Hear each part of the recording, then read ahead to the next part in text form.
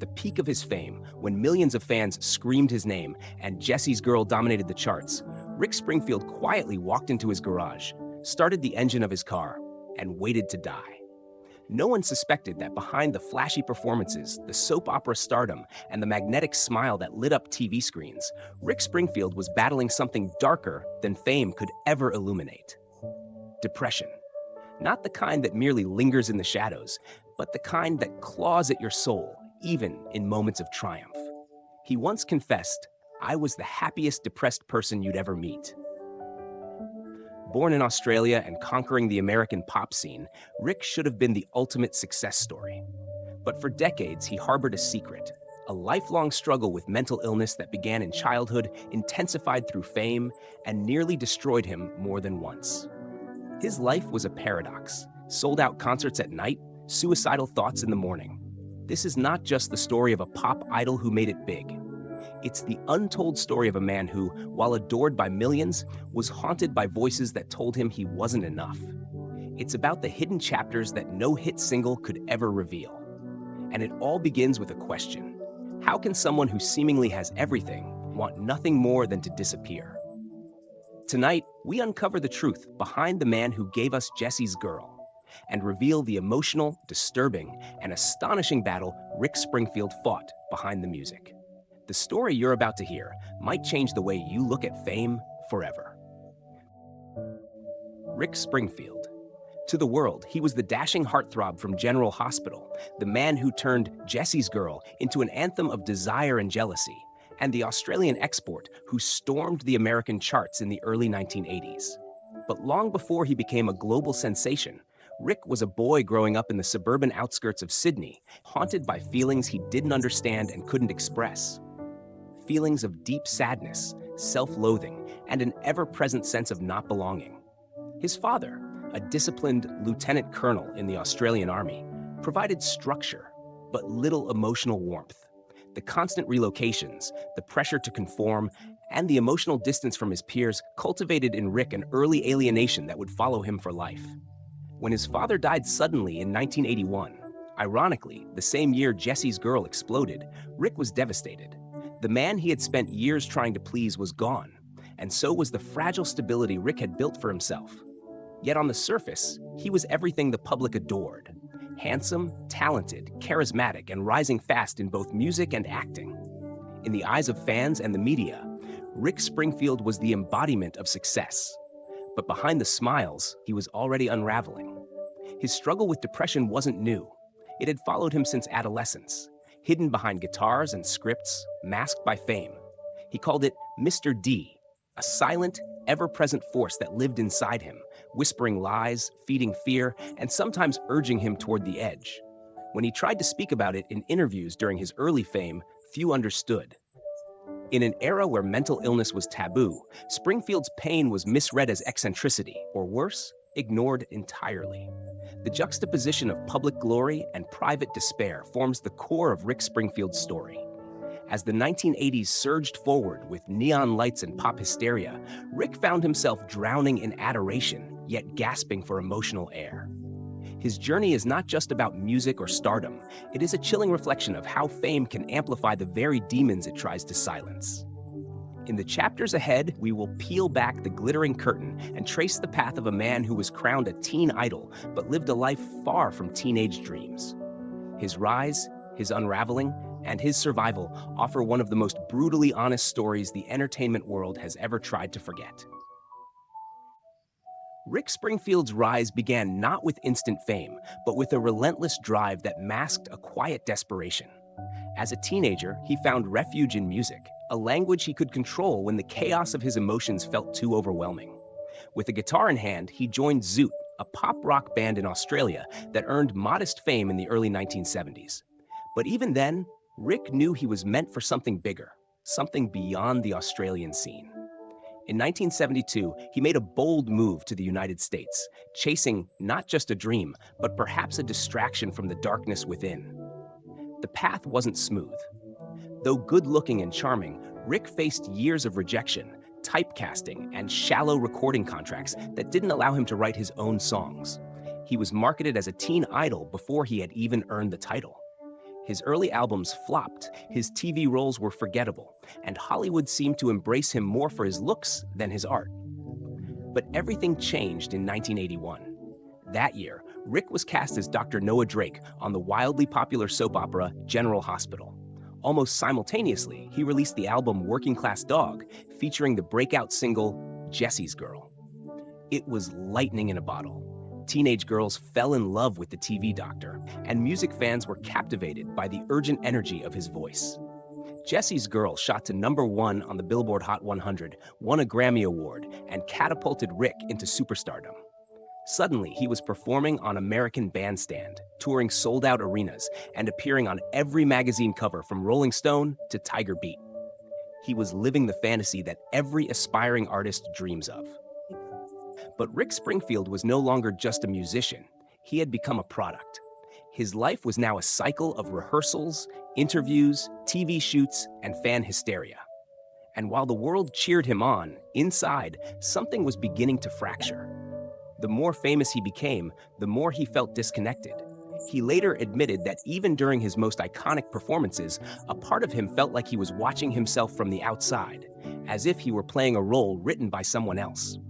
At times, he would return from concerts and collapse into what he called emotional black holes, overwhelmed by an emptiness that fame couldn't fill.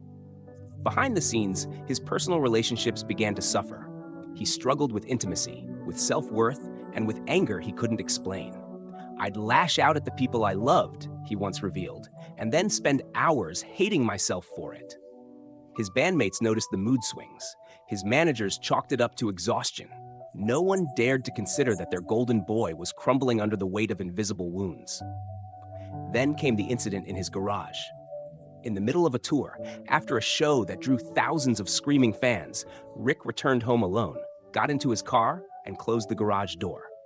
He turned on the engine and waited for the fumes to take him. It was not a cry for help, it was a decision.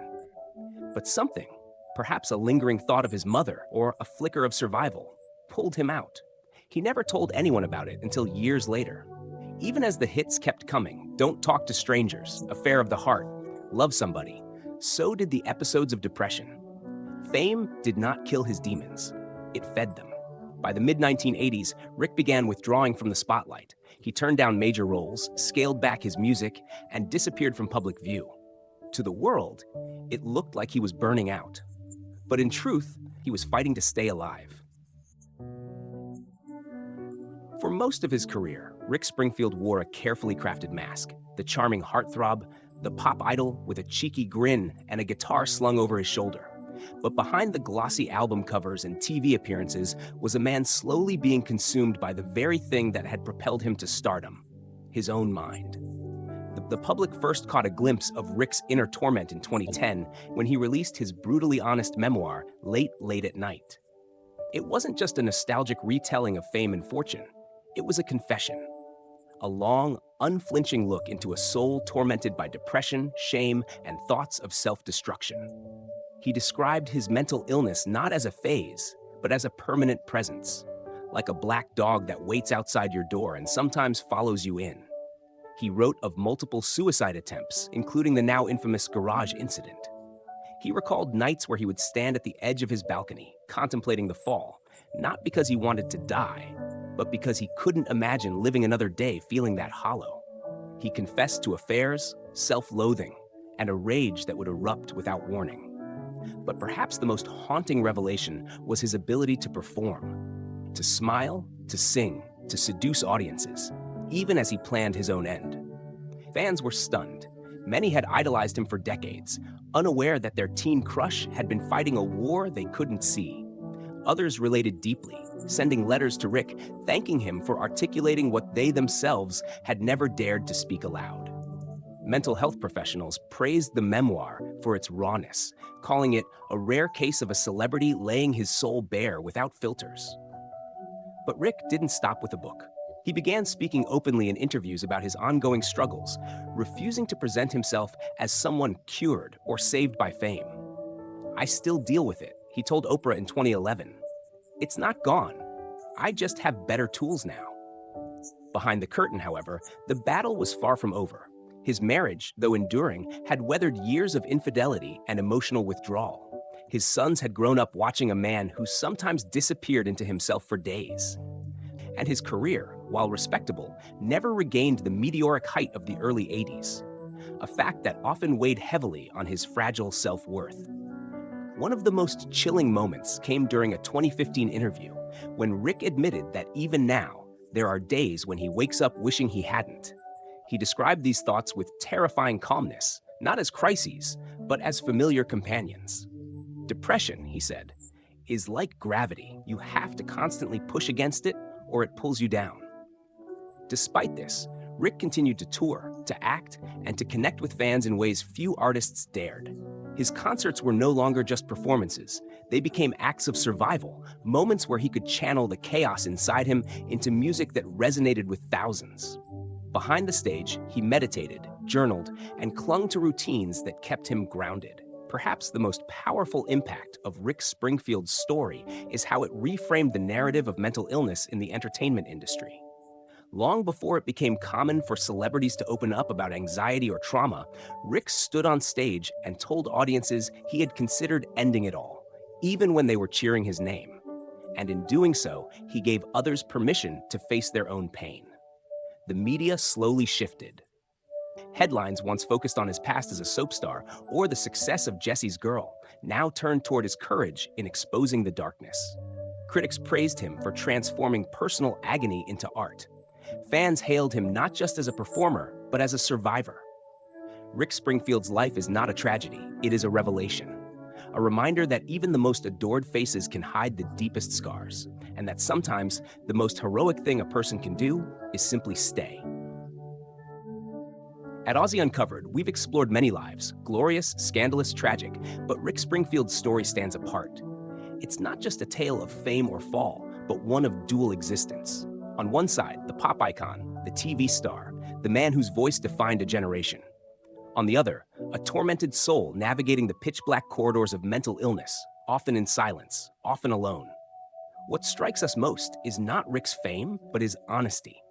In an industry built on illusion, Springfield chose truth, and not the polished, media-friendly kind, but the ugly, uncomfortable, vulnerable truth. He didn't wait until his legacy was secure to reveal his pain. He laid it bare while the applause was still fading. There's something deeply courageous about that. His music, in retrospect, sounds different once you know the man behind it.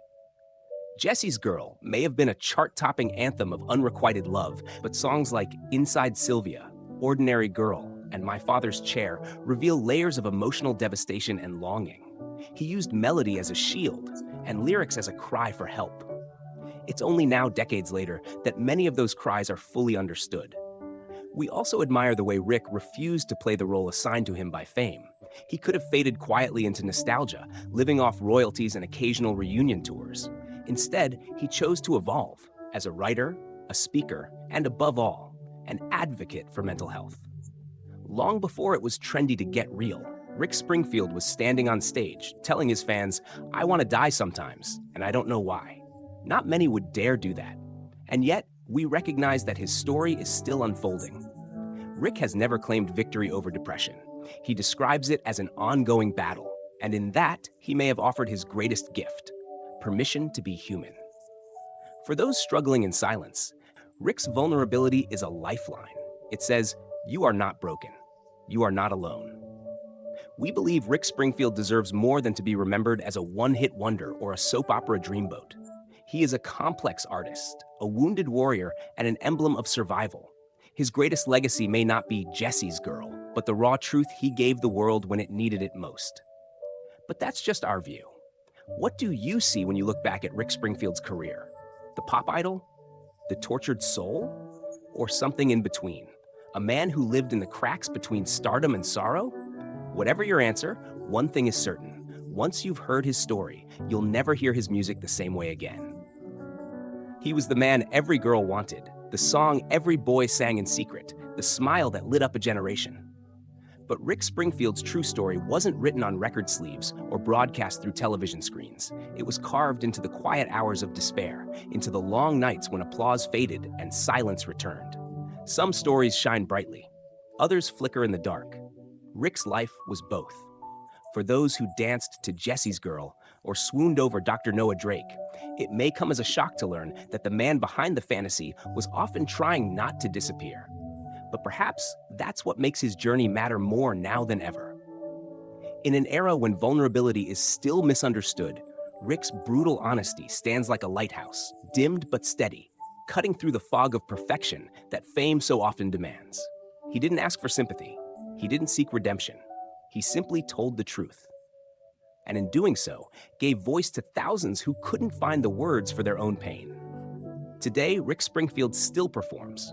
His hair is grayer, his voice wiser, but the spark remains. When he steps on stage, there's a weight to his presence, a sense that every note carries history, that every lyric hides a scar. And for those who listen closely, they might just hear something more than nostalgia. They might hear survival. In the end, Rick's story isn't about fame or hits or even depression. It's about staying. It's about the choice to keep going, even when the music fades and the crowd is gone. That quiet, defiant decision to live. Some stories are never told, but now you know. And perhaps the next time Jessie's Girl comes on the radio, you'll feel something deeper. Not just the beat, but the beating heart of a man who once stood at the edge and stepped back.